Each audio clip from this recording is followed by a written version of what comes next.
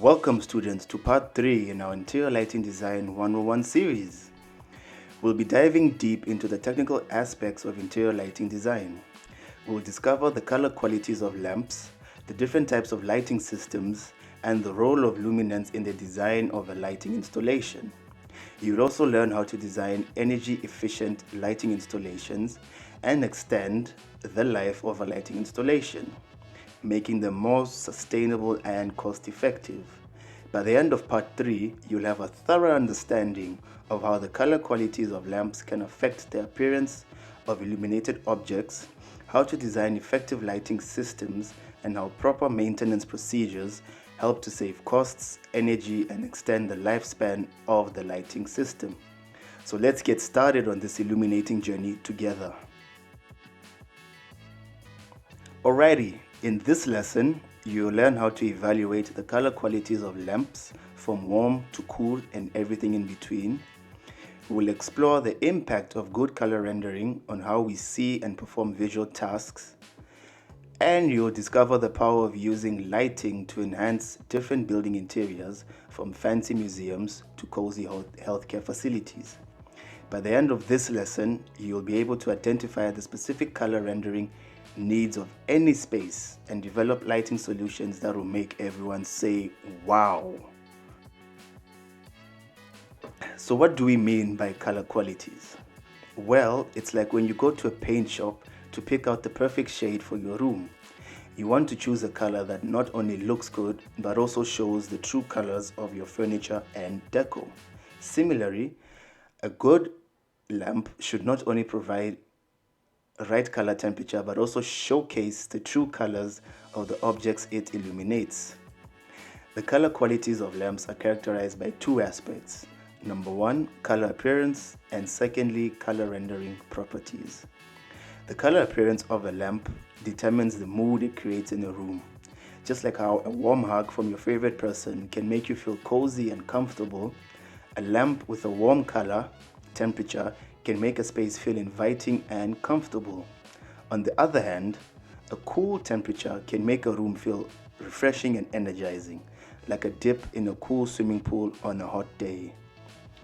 Now, let's talk about color rendering properties. Imagine you're at an art museum, gazing at a beautiful painting. You want to see the true colors of the painting and not some distorted version. Similarly, the color rendering properties of a lamp affect how objects look under its light. Good color rendering is crucial in places like museums, art galleries, and hospitals where accurate color perception is critical. But beware, just like how some people look good in one outfit and not in another, different interiors have different color rendering requirements. A lamp that works well in a retail store may not work in a hospital. So we need to design lighting solutions that meet the specific color rendering requirements of each building interior. Remember, the spectral composition of a light source determines its color appearance and color rendering properties. And just like how no two fingerprints are alike, the color appearance of different lamps can be similar, but their color rendering properties can be vastly different. Alrighty, let's talk about the CIE. That's the International Commission on Illumination, which sounds like a spy agency, but it's actually a fancy way of measuring colors. They use X and Y coordinates in a CIE chromatography diagram to describe the color of light. It's like plotting points on a graph, but instead of X and Y, we are using colors. These coordinates are calculated from the spectral distribution of the light source. It's like looking at a rainbow and figuring out where each color falls on the chart. Now, the area inside the spectral locus, that's a fancy way of saying rainbow line, contains all the colors that we can see. This outer line here is your spectral locus. Now, here's where things get interesting. The white point, labeled as W here for you, is not a place where snow falls, but it's actually a special point on the chart that represents the color of light from an energy spectrum. Think of it as the average color of all colors combined. But wait, there's more for you. The CIE standard illuminant D65, which has been labeled as D65 for you, represents the average daylight. So if you're standing outside and it's a nice sunny day, that's roughly the same color as D65. And if you're feeling hot, like a black body, the plancation locust, that's another fancy term for the line of colors that a black body emits, is where you find yourself. So the black body locust is just this line right here. Oh, and one last thing. All color temperatures are measured in kelvins, not Celsius, not Fahrenheit, but kelvins. It's like the ultimate temperature scale for all colors.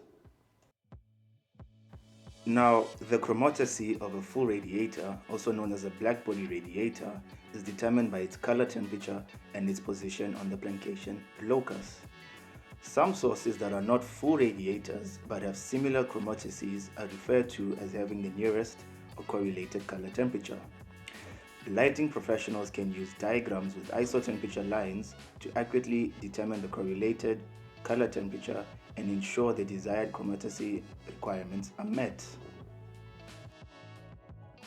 Now, think of a full radiator as a superstar on a stage, stealing the show with its bright and vibrant colors. Its chromatography or color appearance is determined by its color temperature and its position on the plancation locus.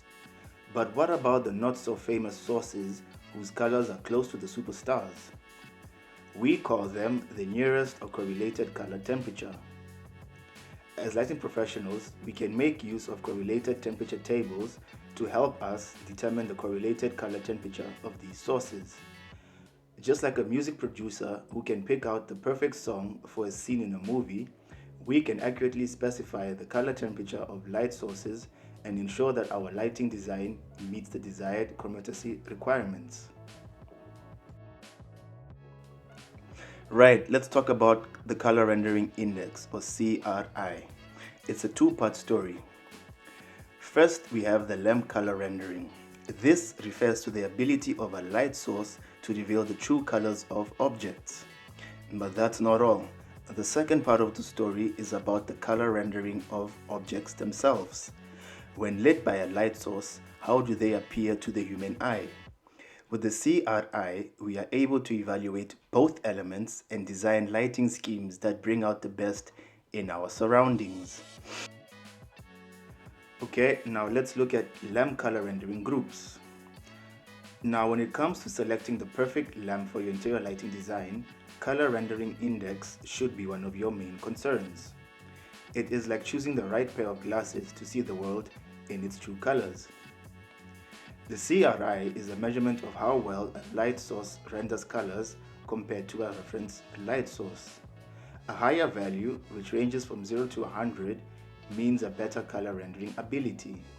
However, interpreting CRI can be tricky, as it varies depending on the type of light source and the application it is used for. To make things easier, lighting experts have introduced color rendering groups. These groups classify lamps into categories based on their CRI and color rendering properties. So, it's like grouping lamps based on their superpower to bring out the best in colors. Each group has a maximum CRI value of 100, making it easier for you to find the perfect lamp for your specific lighting needs. Welcome to the CRI table. Don't worry, I won't let you get lost in the sea of information. Let's take a look at the first column labeled Color Rendering Group. Here you will find the name of each group that we use to classify light sources. Moving on to the next column, Color Rendering Index Range, you will see the CRI index range that corresponds to each group. Now let's look at the Color Appearance column. This describes the look of the light source from warm to cold. And finally, we have the Examples of Use column, where we break it down further into preferred and acceptable subcolumns. Let's take Group 1A as an example. This group has an index range of 90 to 100, which means it provides the best possible color rendering. It It can also have a range of different color sources depending on the light source. So where would you use this group? Well, it's perfect for places where color accuracy is crucial, like color matching facilities, clinical examinations, and picture galleries. So basically, lamps from Group 1A are able to meet the high color perception demands of these activities. Alright students, let's talk about something that's pretty important, but maybe not so exciting at first glance: color rendering of objects. Now before you start yawning, hear me out. Good color rendering is essential for making sure we can see things properly and get the job done right. Plus, it can make a huge difference in how a building interior looks and feels. When it comes to rendering colors accurately, daylight is the champ. But since we can't rely on the sun at all times, thanks clouds, we need to make sure our artificial lighting is up to snuff. That's where lamps with good color rendering properties come in. Trust me, it's worth picking them based on that over light output alone, especially if you're in a profession where color matching is crucial. And let's be real, who doesn't love a well-coordinated color scheme? Now don't get me wrong, I'm all about natural lighting when I can get it. But sometimes we need to work at odd hours or in places where the sun don't shine. That's where specially designed artificial lighting systems come in handy. Not only do they provide consistent light quality and quantity, but they also let us work whenever we need to. No more waiting for sunrise.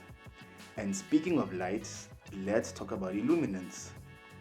Basically, it's how much light you need for a given task.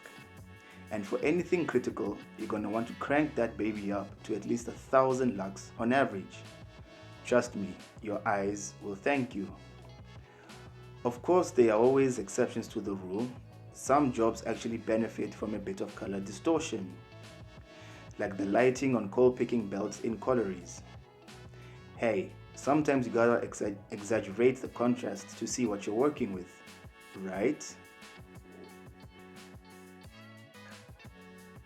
Well done on progressing further in your journey to becoming a skilled interior lighting designer. In our next lesson, we'll be evaluating the different types of lighting systems used in building interiors, identifying the different factors that affect luminance in an interior space, and finally developing strategies for optimizing luminance in different interior spaces. Thank you for joining me today.